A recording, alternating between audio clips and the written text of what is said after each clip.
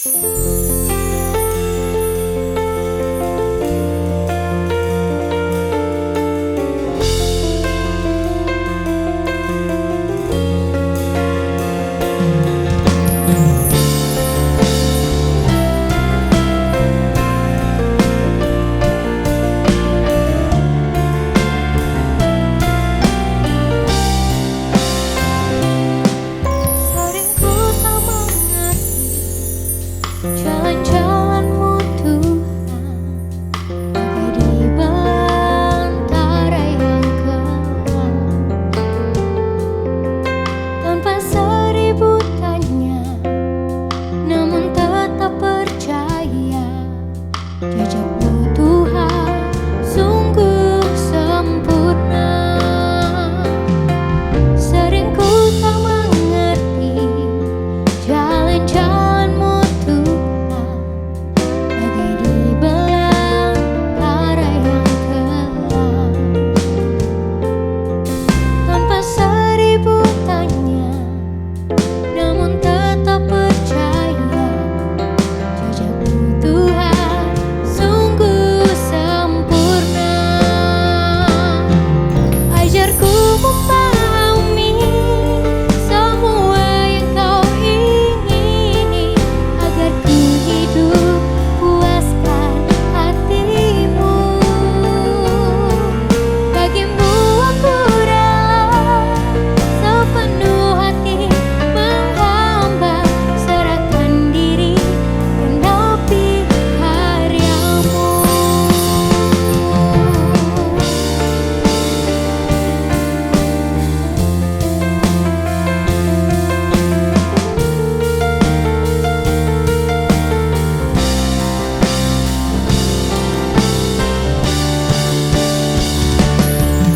Ajarku memahami semua yang kau ingini, agar ku hidup puaskan hatimu.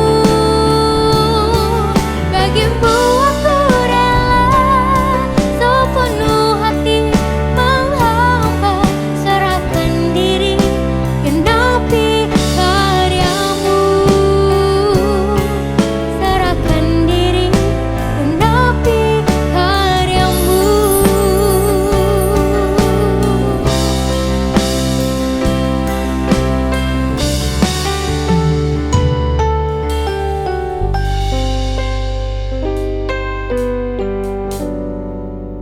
Mari kita bersatu di dalam doa. Terima kasih Tuhan Yesus atas berkat-Mu sampai hari ini Tuhan, kami dapat melakukan segala aktivitas kami Tuhan. Tuhan, saat ini kami ingin melakukan kegiatan kami, kiranya Engkau yang memberkati kegiatan kami dari awal, pertengahan hingga akhir Tuhan. Seturut dengan kehendak-Mu Tuhan, kami mohon Roh Kudus-Mu untuk selalu memimpin kami. Terima kasih Tuhan Yesus, dalam nama Yesus Kristus kami berdoa dan mengucap syukur. Amin. Shalom teman-teman semua. Selamat datang di Innovative Generation. Nah, kali ini kita akan membahas tema yang cukup menarik, yaitu tentang pernikahan beda agama, yaitu 1 amin 2 iman. Tapi kita tidak berhenti sampai di sini saja. Kita panggilkan narasumber kita. Bapak Leo, silakan datang Bapak Leo. Terima kasih. Tepuk tangan dulu buat Bapak Leo. Apa kabarnya Bapak? Puji Tuhan. Nah, ini kan Pak sekarang tuh banyak sekali ya pernikahan beda agama. Nah, menurut Bapak pernikahan beda agama itu gimana nih Pak? Ya, oke. Makasih ya Kak Maria dan teman-teman sekalian dimanapun ya berada. Annyeonghaseyo, masih ingat ya ini kita kelas Korea kali ya. Oke, nah bagaimana sih ini berat sekali sebetulnya pertanyaannya. Gimana tentang pandangan Kristen tentang pernikahan beda agama ya? Kebanyakan gereja di Indonesia khususnya kurang mendukung pernikahan beda agama. Meskipun ya kira-kira tahun 89 gitu Persekutuan Gereja-Gereja Indonesia, karena mungkin ini ya situasi kenyataan sosial yang ada, kenyataan perjumpaan-perjumpaan, jadi memberi dukungan jika gereja-gereja ingin memberkati pernikahan beda agama. Itu dimungkinkan oleh Persekutuan Gereja-Gereja di Indonesia dalam rangka pelayanan kepada mereka-mereka yang membutuhkan semacam itu. Kira-kira begitu ya. Tapi menurut Bapak nih pernikahan beda agama itu boleh nggak sih Pak? Nah itu dia pertanyaannya ya, memang sangat menantang. Boleh atau tidak, mungkin gini, kalau kita menggumuli sungguh-sungguh karena pernikahan itu kan sakral ya. Betul, Apalagi bagi siapapun ya, bagi agama apapun pernikahan itu sakral. Jadi sekali sudah menikah, apapun mau beda agama atau sama agamanya Kristen atau bukan Kristen, dia harus dijaga. Oke. Ya ini buat teman-teman ya, sekali memutuskan untuk menikah itu harus dijaga karena Berarti itu nggak sakral. boleh ya Pak ngeliat kanan kiri lagi itu nggak bisa ya? Kira-kira Fokus satu begitu. aja gitu Sekali ya, itu sudah sah, nggak Oke, bisa diubah. gitu. Tapi soal boleh tidaknya, nah ini dia. Alkitab sendiri tidak endorse. Oh berarti. Bukan berarti Oke. tidak ada skenarionya nih ya. Tidak endorse dalam pengertian begini, ada ayat yang paling sering dipakai para pengkhotbah tentang kalau berhadapan dengan isu beda agama, yaitu 2 Korintus 6 ayat 14 dan seterusnya. Janganlah kamu menjadi pasangan yang tidak seimbang, kira-kira begitu. Itu gambaran di Alkitabnya itu gambaran ternak yang sedang membajak di sawah. Ada cooknya kan, ada nggak tahu anak sekarang tahu cook nggak sih, apa sih namanya tuh bebannya Kira-kira gitu ya, apa nih, Pak? Cook untuk nih, Pak, ngontrol biar ya pada itu ya, tahu untuk nih. ditaruh di pundaknya supaya bisa jalan menarik bajak. Itu kalau dalam teks yang tadi 2 Korintus itu satunya binatangnya kecil, yang satunya gede. Jadi gimana tuh kira-kira? Gimana nih kakak-kakak? Kira-kira Nih, gimana kakak. tuh? Miring kan? Miring, dan kalau jalannya mestinya lurus, dia jadi karena yang satu mungkin sebelah kiri lebih pendek, sebelah kanan lebih tinggi, dia malah bukannya lurus, malah kiri-kiri Tidak terus. seimbang ya, Nah, Pak? tidak seimbang. Maksudnya begitu, meskipun sebetulnya konteks ayat tadi itu bukan melulus persis soal pernikahan. Itu soal hidup beriman, hidup bahkan pernikahan Kristen pun juga harus seimbang. Ya. Bukan melulu soal beda agamanya, tapi pernikahan Kristen pun juga harus diupayakan seimbang. Nah, jadi itu yang pertama. Yang kedua, ada skenario lain yang lebih keras. Apa tuh Pak? Pengen tahu ya? Kepo banget. Tunggu Pak. pesan-pesan berikut. Oh, enggak ada. Oh, gitu Enggak ya? pakai ya? Enggak ada. Oh, oke, sorry. Maaf ya, ini sudah terbiasa dengan. Ya, jadi yang kedua adalah misalnya di Ezra dan Nehemia itu keras banget. Dalam pengertian begini, karena Ezra dan Nehemia itu kan ingin memurnikan bangsa Yahudi sebagai umat pilihan Allah. Mereka baru pulang dari pembuangan, kalau tahu cerita gitulah ya, pulang dari pembuangan. Nah ini banyak sekali orang-orang Yahudi yang menikah, baik laki-laki menikahi perempuan yang bukan Yahudi, dan sebaliknya perempuan Yahudi menikahi laki-laki yang bukan Yahudi. Ezra ingin memurnikan. Sekalipun mereka sudah pindah agama Yahudi, karena etnisnya bukan Yahudi, harus diceraikan. Ini keras banget. Ada skenario kayak gitu juga. Banyak pertimbangannya. Banyak Ya, sekali pertimbangannya. Nah yang ketiga, ini yang rada-rada ini ya. Ini buat teman-teman yang bilang boleh atau tidak. Ada rada-rada begini. Banyak contoh di Alkitab pernikahan beda agama. Pernah tahu nggak itu? Oke ya, Matius itu kan kalau pernah baca Alkitab kan ini. Jangan-jangan. Matius 1 itu kan ada nenek moyangnya Yesus. Ya, Matius 1 sampai berapa sih itu? Ini di ayat 5 itu menyebutkan 4 perempuan. 4 perempuan itu 2 itu bukan dari bangsa Yahudi, alias beda agama. Misalnya nenek moyangnya Raja Daud, Ruth, dia bukan orang Yahudi, bukan orang Israel, dia orang Moab. Rahab, bahkan Rahab ini rada serem. Rahab itu kan prostitut gitu ya. Itu pun masuk dalam garis nenek moyangnya Yesus, dan dia bukan orang Yahudi. Pasti pernikahannya dia dari yang bukan Yahudi lalu dimasukkan menjadi Yahudi. Banyak lagi contoh, Yusuf jelas tidak menikah dengan agama yang sama.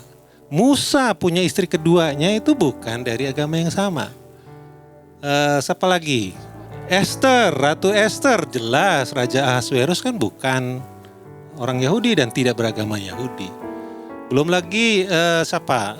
Samson, terus Esau, semua menikah bukan dengan pasangan yang sama agamanya. Jadi artinya apa? Tidak di-endorse, tapi ada ruang untuk pastoral, pendampingan, supaya meskipun itu terjadi, tetap ada Tuhan di situ. Nah, tapi kira-kira boleh nggak sih ini Pak diperjuangkan? Ini pas pacaran kira-kira ya, kalau diperjuangkan berarti belum dong ya? Ya, benar. Belum ya? Dua-duanya nih Pak kalau bisa Pak. Iya, Jadi begitu kalau ya, teman-teman yang pacaran belum tahu ini ya. bisa mempertimbangkan nih aku harus gimana Ini nih ada ya, nggak aku nih ya? bingung. Ada nggak ya? Ada nggak ya? Pengakuan dosa dulu dong. Ya, apalagi sudah terkomang-komang ya. Gimana lagunya terkomang-komang itu? Sebab kau terlalu indah dari... Nah, dan seterusnya. Kalau udah terkomang-komang kan berat sekali. Betul. Masa mau ini. Nah, mungkin begini, saya sih bicarakan pernikahan lagi. Pacaran yang memang dewasa lah, sehat gitu. Meskipun ini beda agama kan ada juga ya. Kita ketemu sama orang itu tuh, wah ini enak banget, connect banget, relate banget. Ya benar. Betul kan? Ada dong. Ada pasti. Teman-teman Apalagi buat kalian-kalian yang generasi muda ini, generasi kalian adalah generasi yang paling unik. Yaitu beda dengan saya yang kolonial ya. Generasi milenial dan generasi Z itu generasi yang paling multikultural, bahkan omnikultural dan omnireligius. Oh, apa itu? Apaan sih? Multikultural maksudnya gini, begitu lahir mereka sudah berada dalam situasi yang macam-macam budayanya, nggak kayak zaman saya dulu. Saya lahir di gunung kan, di Bromo sana. Ya udah cuman orang kampung itu aja. Sekarang enggak, begitu lahir apalagi lahirnya di Jogja, tetangganya mungkin orang Batak dan seterusnya. Juga menjadi generasi yang omnikultural. Di diri Anda itu coba dicek ya, mungkin lahir dari ayah yang Jawa, ibu yang Papua. Benar. Benar kan? Saya juga begitu. Dari mana kakak? Bapak saya Batak, ibu saya Jawa. Tapi kalau Jambon gitu ya berarti. Batak itu apa? Pejabat ya, peranakan Jawa Batak gitu ya, pejabat. si Jabat. Si Jabat. Oh memang ininya, boru si Jabat. Bukan Pak, oh, bukan. saya Nenggolan. Nenggolan, Parhusip ya, Parhusip Nenggolan. Sama nih saya juga, ipar saya Parhusip Nenggolan. Nah, jadi mau nggak mau ya memang ketemu sama orang-orang yang beda, termasuk omni religius, lahir dari orang tua yang beda agama. Ya, jadi mau nggak mau memang harus berani. Jadi lebih baik melihat jika ini pacaran, ini saya hanya ngomong kalau pacarannya sehat, benar, dewasa gitu ya. Ya betul. Manfaatkanlah pengalaman pacaran beda agama itu banyak manfaatnya. Diambil hikmahnya. Diambil hikmahnya. 1, belajar perbedaan. 2, belajar bahwa disinilah, di momen inilah kita belajar kehendak Tuhan. Sebetulnya beneran kayak ini sih pasangan kita atau bukan? Lebih memperdalam ini. Kalau pacaran sama satu agama kan paling urusan karakter ya. Betul. Nah ini lebih keren lagi yang pacarannya beda agama harus juga menguji ini betul nggak yang Tuhan kehendaki. Karena tadi saya bilang tunjukkan di Alkitab ada yang memang kayak Ruth memang dari agamanya beda. Tapi dia ditarik. Dia bilang bangsamu adalah bangsaku, Allahmu adalah Allahku. Apakah itu juga dimungkinkan dengan pacaran kita? Jadi ambillah hikmahnya sambil mencari kehendak Tuhan. Menurut saya sih begitu. Tapi kalau yang udah keburu kecemplung nih Pak, gimana? Ambil pelampung dan ya untuk penyelamat gitu lah, atau berusahalah berenang gitu. Begitu ya Pak. Nah kalau sudah kecemplung, marilah kita belajar dari keluarga Yesus. Keluarga Yesus itu adalah teladan pergumulan di saat krisis. Tahu ya ceritanya. Ini sekarang kita lihat keluarga Yesus sebagai keluarga yang manusiawi ya. Bukan semata-mata kan kita percaya Yesus itu Tuhan dan juga manusia. 100% Tuhan, 100% manusia. Artinya pengalaman dia itu juga pengalaman kita-kita. Apa yang terjadi dalam keluarga Yesus? Maria hamil di luar nikah. Maria, ini khususnya Maria karena Yusuf kan sedikit sekali ditampilkan. Maria miskomunikasi dengan Yesus. Yesus pernah menghilang gitu ya, ghosting, nggak kasih tahu, di WA nggak balas-balas kayak gitulah. Ini anak nih kurang ngajar banget gitu lah kira-kira ya. Terus pas ditanyain, kamu gimana? Terus malah jawabannya, sorry banget ini hanya untuk ini ya, reka ulang aja nih. Oke. Bukan yang sesungguhnya dari Alkitab, tapi reka ulang aja. Pas ditanyain, lu gimana sih Yesus, kamu kok nggak kasih tahu, nggak kirim notif apa segala macam. Terus Yesus bilang, aku harus berada di rumah Bapakku. Songong banget nih anak itu. Bagaimana perasaannya Maria? Nah, tapi apa yang terjadi? Maria mendampingi dengan setia, bahkan sampai di kayu salib. Ketika murid-muridnya menghilang, Maria ada di situ. Jadi yang kedua, mencari support system. Waktu Maria mendengar berita dari malaikat, kamu akan hamil, bukannya depresi, terus pergi ke kelab gitu ya, dugem untuk melupakan penderitaannya gitu. Healing ya Pak? Healing gitu-gitu enggak, dia langsung lari ke Elizabeth mencari support system. Jadi kalau sudah terjadi, carilah support system. Nah, saya kira inilah peranan gereja ya, untuk mendampingi, menemani, harus tetap setia. Gak boleh karena sudah begitu menikah itu sudah sakral. Setia itu sulit ya Pak? Iya, setia sangat sulit. Waduh. Berat sekali. Aduh. Nah mungkin nih ada teman-teman yang mau bertanya. Apa nih Kak Wira? Mau bertanya boleh silahkan. Yang susah-susah dijawab sama Kak Maria ya. Bagian saya cuma bersenang-senang aja nih. Pak Leo, ya. Saya mau tanya nih. Ya. Nah Pak, kalau pernikahan beda agama tuh kayak di zaman sekarang tuh udah biasa ya. Atau mungkin punya pacar beda agama tuh kayak biasa. Tapi gimana kalau satu agama tapi beda denominasi gereja Pak? Itu kan ada tuh orang kayak gini, kamu gerejanya apa? Oh beda aliran sama aku. Ya udahlah skip dulu gitu ya. Padahal udah PDKT udah 3 bulan. Ya. Gitu. Gimana tuh Pak? Thank you Pak. Aduh, ini gak sesuai skenario ya, gak sesuai skenario banget ini. Mana sih panitianya? Aduh panitia di mana nih? Ya, tapi itu benar. Itu memang tantangan. Jadi benar banget. Nah itu terjadi di keluarga saya. Keluarga saya itu satu Katolik, satu dari Protestan gitu ya, GKI. Yang satunya Katolik. Nah memang sebetulnya menurut saya ayat tadi 2 Korintus 6 ayat 14 dan kawan-kawannya itu perlu juga menjadi pegangan, bukan saja karena beda agama. Bahwa pernikahan itu harus diupayakan keseimbangan. Seimbangan itu maksudnya gimana? Bisa saling berkomitmen. Orang yang beda beda pendidikannya, beda visi hidupnya, beda gambaran ilahinya, gambaran Tuhannya, itu kan tantangannya beda agama itu kan begitu. Gambaran ilahinya itu beda. Nah, itu perlu dicarikan kompromi-kompromi yang luar biasa. Harus ada komitmen yang dahsyat lah untuk seperti itu. Saya punya ini kata-kata bijak ya, nih wis, biar kelihatan sungguhan lah. Boleh silahkan Pak. Menikahi orang yang kita cintai itu mainstream, ya kan? Masuk. Menikahi orang yang kita cintai itu mainstream. Mencintai orang yang kita nikahi itu olahraga ekstrim. Udah kelihatan bijak belum? Oh sudah Pak. Oh, Boleh sudah. tepuk tangan dulu teman-teman buat Bapak Leo. Aduh. Artinya apa? Pernikahan beda agama itu ekstra lagi nambah pernikahan yang terlalu jauh denominasinya dan tidak diupayakan untuk komit bersama, itu jadi olahraga ekstrim. Jadi mengapa penting sekali untuk punya komitmen yang punya persiapan, dan kalau kita kesulitan butuh, jangan ragu-ragu untuk mencari support system. Betul sekali. Ya, jangan biarkan anak-anak kita, teman-teman kita yang bergumul soal beda agama, beda denominasi, harus bergumul sendirian. Gitu ya. Tugas Betul, kalian nih ya. untuk kalau ada temen yang kayak gitu, temenin, ajak ngobrol. Jangan ditinggalin ya. Jangan Pak. ditinggalin. Iya, gitu kira-kira? Namun Pak, nih kalau seandainya ada dua pilihan nih ya. Ya. Yang pertama nikah beda agama.